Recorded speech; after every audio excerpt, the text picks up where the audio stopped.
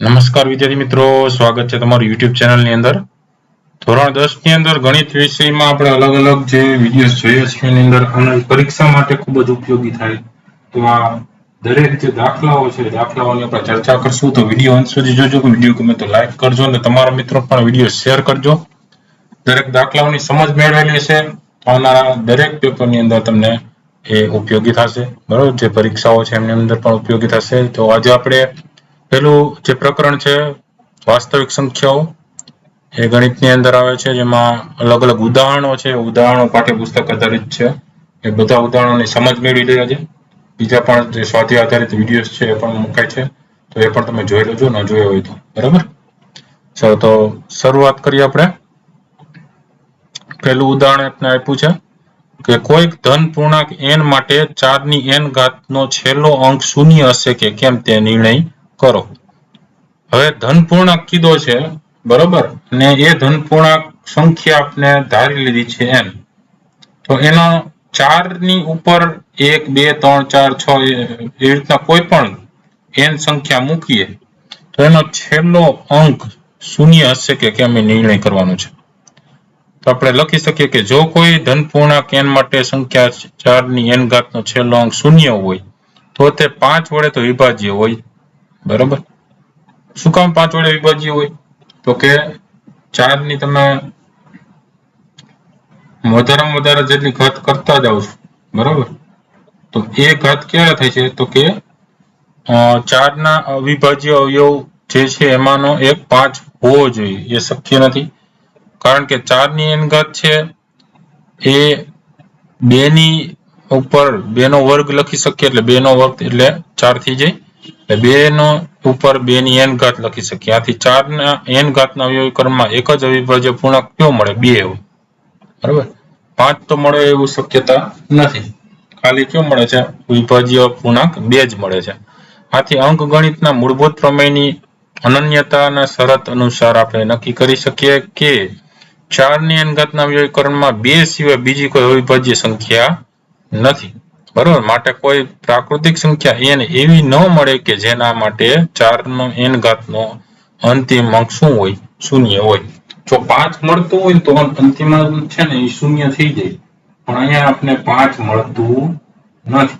બરાબર, અવિભાજ્ય અવયવને 5 મળતો હોય તો છેલ્લો અંક શૂન્ય થવાની શક્યતા રહે, પણ અહીંયા અવિભાજ્ય અંક છે એમાં અવિભાજ્ય પૂર્ણાંક સંખ્યા 2 જ મળે છે આપણે. એટલે આમાં 4 ની n ઘાત તમે કરતા જાવ તો એનો અંતિમ અંક શૂન્ય ન હોય. બરાબર, એટલે જેના માટે એવી કોઈ સંખ્યા મળતી નથી.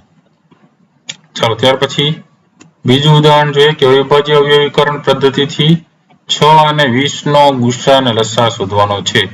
આપણી પાસે 6 છે, 6 એટલે 2 3 6, બરાબર, 2 ની 1 ઘાત ગુણ્યા 3 ની 1 ઘાત, અને 20 એટલે 2 2 4 4 5 20, એટલે 2 નો વર્ગ ગુણ્યા 5 ની 1 ઘાત. બરાબર, આ રીતે આપણે જોઈએ. એના અગાઉના ધોરણમાં પણ આપણે આ રીતે કરેલું છે. એના માટે ગુસા અને લસા જોઈએ. તો ગુસા એટલે શું? ગુરુત્તમ સામાન્ય અવયવ, એટલે બંનેની અંદર સામાન્ય આવતા હોય એવા. બરાબર, તો બંનેની અંદર સામાન્ય ક્યાં ક્યાં આવે છે? તો અહીંયા 2 ની 1 ઘાત છે ને 2 ની 2 ઘાત છે, ને 3 ને 5. 2 ની 1 ઘાત છે એ 2 માં આવે છે, એટલે ગુસ્સા થશે 2. અને લસા કેટલો થશે 6 ને 20 માં? તો કે 2 ની અંદર વધારેમાં વધારે આવતું એ લખવાનું, તો 2 નો વર્ગ ગુણ્યા 3 એકવાર અને ગુણ્યા 5 એકવાર. તો 2 2 4, 4 તેરી 12, 12 5 60, તો 60 લસા આવશે. બરાબર, ત્યાર પછી ઉદાહરણ 3, 96 અને 404 નો ગુસ્સા અવિભાજ્ય અવયવની રીતે મેળવો અને તે પરથી તેનો લસા શોધવાનો છે. તો 96 અને 404 માં વાત કરીએ તો 96 એટલે 2 ની 5 ઘાત, બરાબર, ગુણ્યા 3, 2 2 4, 4 2 8, 8 2 16, 16 2 32, 32 તેરી 96. 404 એટલે 2 નો વર્ગ ગુણ્યા 101, 2 2 4, 4 ગુણ્યા 101 કરો એટલે 404 મળી જાય. આથી આ બંનેનો પૂર્ણાંકનો ગુસ્સા શું થશે? તો બંનેમાં સામાન્ય શું આવે છે? 2 ગુણ્યા 2 સામાન્ય આવે છે, 2 ગુણ્યા 2 એટલે 4. રેડી? અને લસા શું મળશે? તો લસા એટલે તો કે લસા ગુણ્યા ગુસ્સા કરો તો આ 2 નો ગુણાકાર મળે. તો લસા શું મળે? 96 ગુણ્યા 404 છેદમાં ગુસ્સા એનો. 96 ગુણ્યા 404 છેદમાં ગુસ્સા કેટલો છે? 4 છે. 96 ને આમ લખી શકે 16 6 96, બરાબર, ગુણ્યા 404 અને 4 4 16 છેદ ઉડી જશે, 4 6 24, 24 ગુણ્યા 404 એટલે 9696, એટલે તમને લસા જવાબમાં શું મળશે? બરાબર, લસા શું મળી જશે? 9696 જવાબમાં. ઉદાહરણ 4 જોઈએ. અવિભાજ્ય અવયવોની રીતથી 6, 72 અને 120 નો ગુસ્સા અને લસા શોધવાનો છે. તો આપણી પાસે 6 છે એટલે 2 3 6, પછી 72 છે, 72 કેમ થાય? 2 ની 3 ઘાત ગુણ્યા 3 નો વર્ગ એટલે કે 2 2 4, 4 2 8, 8 3 24, 24 તરી 72, એટલે 2 નો ઘન અને 3 નો વર્ગ, અને 120 કેમ થાય? તો કે 2 2 4, 4 2 8, 8 તરી 24, 24 5 120, 2 નો ઘન ગુણ્યા 3 ગુણ્યા 5 એટલે 120. તો અહીં સામાન્ય અવયવો અનુક્રમે 2 અને 3 ની નાનામાં નાની ઘાતવાળા પદ 2 ની 1 ઘાત અને 3 ની 1 ઘાત છે, એટલે ગુસ્સા તમને મળશે 2 ની 1 ઘાત અને 3 ની 1 ઘાત. જે 3 3 ની અંદર 2 ની અને 3 ની 1 ઘાત છે, બરોબર, એટલે 3 3 માં સામાન્ય હોય 2 3 6, 6 ગુસ્સા થશે. આપેલી ત્રણેય સંખ્યાઓમાં 2 નો ઘન, 3 નો વર્ગ અને 5 ની 1 ઘાત એ અવિભાજ્ય અવયવો 2 3 અને 5 ની મોટામાં મોટી ઘાતવાળો પદ છે.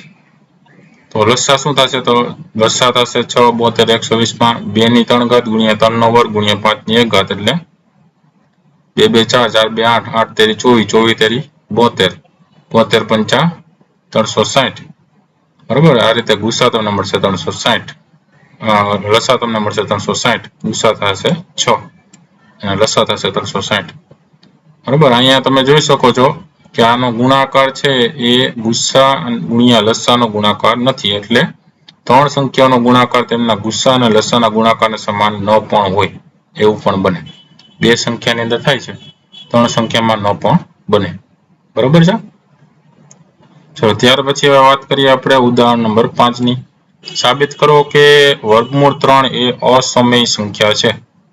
એનાથી ઉલટું વિચારી લઈએ આપણે કે ધારો કે વર્ગમૂળ 3 છે એ સમય સંખ્યા છે. તો સમય સંખ્યા હોય તો એના માટે આપણે ધારીએ ત્યાંથી આપણે શૂન્યેતર પૂર્ણાંક a અને b શોધી શકીએ એવા કે જેથી કરીને સમય સંખ્યા હોય તો અપૂર્ણાંકમાં હોય. વર્ગમૂળ 3 છે એના બરાબર એનો અપૂર્ણાંક a ના છેદમાં b આપણે ધારીએ છીએ. તો ધારો કે a અને b છે એ એક સિવાયની કોઈ પણ એક સામાન્ય અવયવ સંખ્યા આપણે હોવી જોઈએ, બરોબર, એવું ધારીએ. આથી આપણે તેને સામાન્ય અવયવ વડે ભાગીએ અને વ્યાપકતા ગુમાવ્યા સિવાય એમને માની લઈએ કે a અને b છે એ સ અવિભાજ્ય છે, એટલે કે ભાગી શકાય તેવા છે. આથી b છે એ છેદમાંથી સામે આવી જશે તો a બરાબર b વર્ગમૂળ 3 થઈ જશે. બંને બાજુ આનો વર્ગ કરીએ છીએ અને પછી પુનઃ ગોઠવણી કરીને આપણે જોઈએ તો 3b નો વર્ગ બરાબર a નો વર્ગ મળી જાય છે. માટે આપણે એટલું કહી શકીએ કે a નો વર્ગ છે ને એ 3 વડે વિભાજ્ય છે, 3 વડે ભાગી શકાય છે, બરાબર. આથી પ્રમેય 1.2 અનુસાર એ પણ તેને 3 વડે ભાગી શકે છે, એટલે કે વિભાજ્ય છે. આથી આપણે કોઈ પૂર્ણાંક c માટે આપણે વિચારીએ તો શું થાય? તો c માટે a બરાબર 3c થાય, બરાબર. એટલે a ની કિંમત મૂકવાથી આપણે 3b નો વર્ગ બરાબર શું થઈ જશે? a ની કિંમત શું થાય? 3 વડે ભાગી શકાતા હોય તો 3c એમ લખીએ તો a ની જગ્યાએ 3c મૂકી દઈએ અહીંયા, તો એનો વર્ગ છે અહીંયા શું થઈ જશે? અહીંયા 9c નો વર્ગ થઈ જશે. શું થઈ જશે? 9c નો વર્ગ થઈ જશે, કારણ કે આનો વર્ગ કરવો પડશે ને. 3c નો વર્ગ એટલે 9 અને c નો વર્ગ, બરાબર. અહીંયા જે છે એ કિંમત આપણે મૂકી છે એના વર્ગની જગ્યાએ, રેડી. એટલે 3b નો વર્ગ બરાબર 9c નો વર્ગ 3 3 9 છેદ ઉડી જાય એટલે b નો વર્ગ બરાબર 3c નો વર્ગ મળી ગયો. આનો અર્થ એવો થયો કે b નો વર્ગ એ પણ 3 વડે વિભાજ્ય છે, ભાગી શકાય છે, અને તેથી b ને પણ 3 વડે ભાગી શકાય છે. આથી a અને b ને ઓછામાં ઓછા એક સામાન્ય 3 તો છે જ, માટે a અને b સ અવિભાજ્ય હોવાના વિધાનનો વિરોધાભાસ ઉભો થાય છે, બરાબર. આપણે પેલા કીધું એ પ્રમાણે કે વિભાજ્ય છે, બરાબર. પછી આપણે ધારીને આપણે દાખલો ગણો ત્યારે ખ્યાલ આવ્યો કે ભાઈ એ વિરોધાભાસ ઉભો છે, બંનેનો અહીંયા ઓછામાં ઓછો સામાન્ય અવયવ 3 તો થાય છે. તો એનો મતલબ એ થયો કે આપણે વર્ગમૂળ 3 છે સમય સંખ્યા છે એમ ધારણા કરી હતી, એ ધારણા કેવી થાય છે? ખોટી થાય છે, બરાબર. એટલે એ ધારણા છે અસત્ય છે એમ લખી શકીએ. માટે આપણે કહી શકીએ કે અહીં વર્ગમૂળ 3 એ કેવી છે? અસમય સંખ્યા છે. બરાબર. ચલો ત્યાર પછીનો દાખલો છે ઉદાહરણ નંબર 6. દર્શાવો કે 5 - વર્ગમૂળ 3 અસમય સંખ્યા છે. એનાથી ઉલટો આપણે પહેલા ધારી લઈએ કે ધારો કે 5 - વર્ગમૂળ 3 છે કેવી છે? સમય સંખ્યા છે. આથી આપણે સવિભાજ્ય પૂર્ણાંક a અને b શોધી શકીએ એવા કે 5 - 3 વર્ગમૂળ 3 બરાબર a ના છેદમાં b થાય. બરાબર. b શૂન્ય ન હોવી જોઈએ. તો 5 - a ના છેદમાં b બરાબર વર્ગમૂળ 3 થાય. ફરી પાછી આ સમીકરણની પુનઃ ગોઠવણી કરીએ તો વર્ગમૂળ 3 બરાબર 5 - a ના છેદમાં b છે તો 5b - a છેદમાં b મળે વર્ગમૂળ 3 બરાબર. એટલે a અને b પૂર્ણાંકો હોવાથી 5 - a ના છેદમાં b સમય સંખ્યા મળે. આથી વર્ગમૂળ 3 પણ સમય થાય. બરાબર. એ સમય થવું જોઈએ એમ. હવે આથી વર્ગમૂળ 3 અસમય છે તે તથ્યનો તો વિરોધાભાસ ઉત્પન્ન થાય છે. આ વિરોધાભાસ ઉદ્ભવ્યો કારણ કે આપણે 5 - વર્ગમૂળ 3 સમય છે તેવી ધારણા કરેલી હતી. એ ધારણા કેવી થાય છે? હવે અસત્ય થાય છે. માટે આપણે કહી શકીએ કે 5 - વર્ગમૂળ 3 છે એ પણ કેવું છે? અસમય છે. ત્યાર પછી ઉદાહરણ નંબર 7. દર્શાવો કે 3 વર્ગમૂળ 2 અસમય સંખ્યા છે. આથી આપણે ઉલટું પણ ધારી શકીએ કે 3 વર્ગમૂળ 2 સમય સંખ્યા છે. આથી અવિભાજ્ય પૂર્ણાંક a અને b પૂર્ણાંક એવા શોધીએ કે જેથી 3 વર્ગમૂળ 2 બરાબર a ના છેદમાં b થાય. b ≠ 0 છે. આ પુનઃ ગોઠવણી કરતા આપણને વર્ગમૂળ 2 બરાબર a ના છેદમાં 3b મળે છે. તો 3a અને b પૂર્ણાંકો હોવાથી 3a ના છેદમાં 3b છે એ સમય સંખ્યા થવી જોઈએ. અને આપણે તો અહીં વર્ગમૂળ 3 છે એ પણ સમય છે એમ ધારવું પડે. પરંતુ વર્ગમૂળ 2 છે એ સમય છે ધારવું પડે. તો વર્ગમૂળ 2 તો અસમય સંખ્યા છે. આથી તે તથ્યનો પણ વિરોધાભાસ થાય છે. આથી આપણે કહી શકીએ કે વર્ગમૂળ 3 વર્ગમૂળ 2 છે તો અસમય સંખ્યા છે. બરાબર.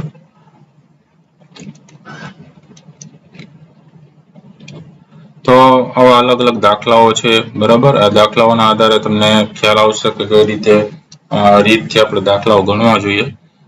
દરેક પરીક્ષા માટે તમને ખૂબ જ ઉપયોગી થશે. તો વિડીયો કન્ટિન્યુઅસ તમે જોતા રહેજો તો તમને ખ્યાલ આવશે. આવનારી પરીક્ષા માટે પણ તમને ઉપયોગી થશે. વિડીયો જોવાનું ચૂકતા નહીં. ફરી પાછળના વિડીયો સાથે મળીએ ત્યાં સુધી જોતા રહેજો. જ્ઞાનમાં વધારો કરતા રહેજો. ધોરણ 10ના બીજા પણ ઘણા બધા પ્લેલિસ્ટમાં મુકાઈ ગયા છે. એ પણ તમે જોઈ લેજો. આવનારી પરીક્ષા માટે પણ તમને ખૂબ જ ઉપયોગી થશે. બરાબર. ફરી પાછળના વિડીયો સાથે મળીએ ત્યાં સુધી તમારી કાળજી રાખજો. Thank you very much and take care.